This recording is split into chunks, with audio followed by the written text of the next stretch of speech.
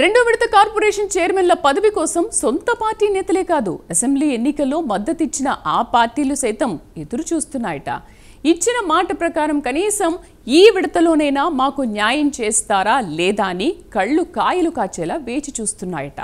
అసలు మద్దతుదారులకు ఎన్ని కార్పొరేషన్ చైర్మన్లు ఇస్తామని హామీ ఇచ్చారు? ఎదురు చూస్తుంది ఎవరో తెలియాలంటే ఈ స్టోరీ చూడాల్సిందే.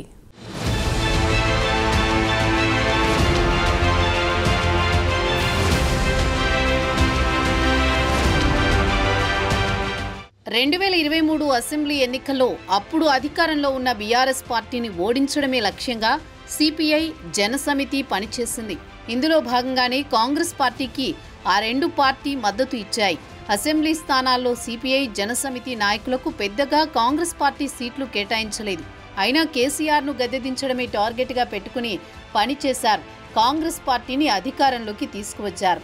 అయితే అసెంబ్లీ ఎన్నికల్లో సిపిఐ జనసమితి పార్టీలకు సీట్లలో పెద్దగా అవకాశం కల్పించలేదు. అయినా అసెంబ్లీ ఎన్నికల్లో గెలిచిన వెంటనే సిపిఐ జనసమితులను కార్పొరేషన్ చైర్మన్లు ఎమ్మెల్సీలను చేస్తామని హామీ ఇచ్చింది కాంగ్రెస్ పార్టీ.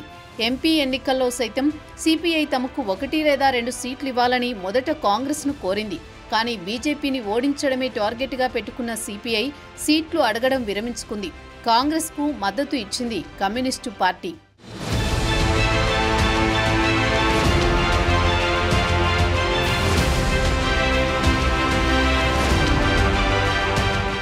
పొత్తులో భాగంగా సిపిఐకి ఎమ్మెల్సీతో పాటు కొన్ని నామినేటెడ్ పోస్టులు ఇస్తామని అసెంబ్లీ ఎన్నికల టైంలో కాంగ్రెస్ హామీ ఇచ్చినట్లు అప్పట్లో ప్రచారం జరిగింది. అయితే ఇప్పటి వరకు వచ్చిన ఎమ్మెల్సీలు మొదట విడత కార్పొరేషన్ చైర్మన్లలో కాంగ్రెస్ పార్టీ సిపిఐకి ఒక్కటి కూడా ఇవ్వలేదు. రానున్న రెండో విడత కార్పొరేషన్ చైర్మన్లలో కనీసం 4కు తగ్గకుండా సిపిఐకి ఛాన్స్ ఇవ్వాలని కోరుతోంది. మరోవైపు ఖాళీ కానున్న ఎమ్మెల్సీ స్థానాల్లో 1 ఎమ్మెల్సీ స్థానం ఇవ్వాలని సిపిఐ డిమాండ్ చేస్తోంది. అయితే రానున్న కార్పొరేషన్ చైర్మన్ల కోసం పశ్య పద్మ, నరసింహ ముదిరాజ్, శంకర్ ముదిరాజ్, అనిల్తో పాటు పలువురు రాష్ట్ర నేతలు కూడా ప్రయత్నం చేస్తున్నట్లు తెలుస్తోంది. ఎమ్మెల్సీ స్థానం కోసం సిపిఐలో మాజీ ఎమ్మెల్యే చాడ వెంకటరెడ్డి ప్రయత్నం చేస్తున్నారని ప్రచారం జరుగుతోంది.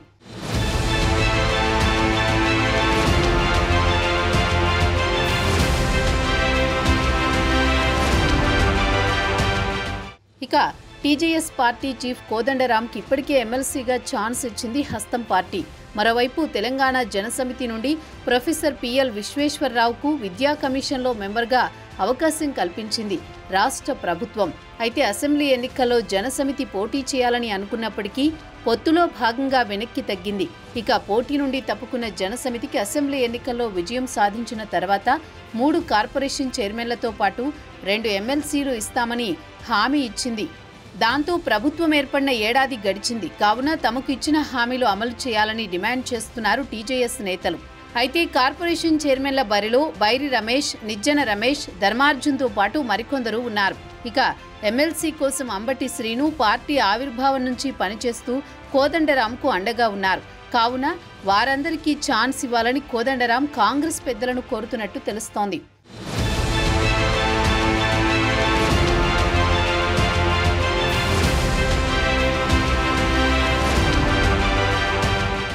ఇదంతా ఒకెత్తైతే ఇప్పటికీ సిపిఐ, టీజేఎస్ పార్టీలు ఇందుకోసం ఎదురు చూస్తున్నాయి. కార్పొరేషన్ చైర్మన్, ఎమ్మెల్సీల కోసం వేచి చూస్తున్న నాయకులు పార్టీ ఇంటర్నల్ మీటింగ్లలో చర్చిస్తున్నారనే గుసగుసలు వినిపిస్తున్నాయి.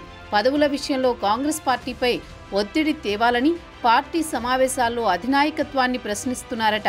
ప్రభుత్వం వచ్చే వరకు కలిసి పనిచేద్దాం, కలిసి రండని అడిగిన కాంగ్రెస్ నేతలు కాంగ్రెస్ అధికారంలోకి వచ్చిన తర్వాత కనీసం పట్టించుకోవట్లేదని వారు ఆరోపిస్తున్నారు.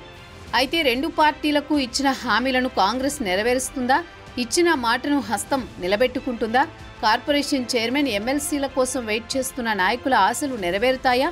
రెండో విడతలోనైనా ఆ రెండు పార్టీలు ఎదురు చూపులకు మోక్షం లభిస్తుందో లేదో చూడాలి మరి.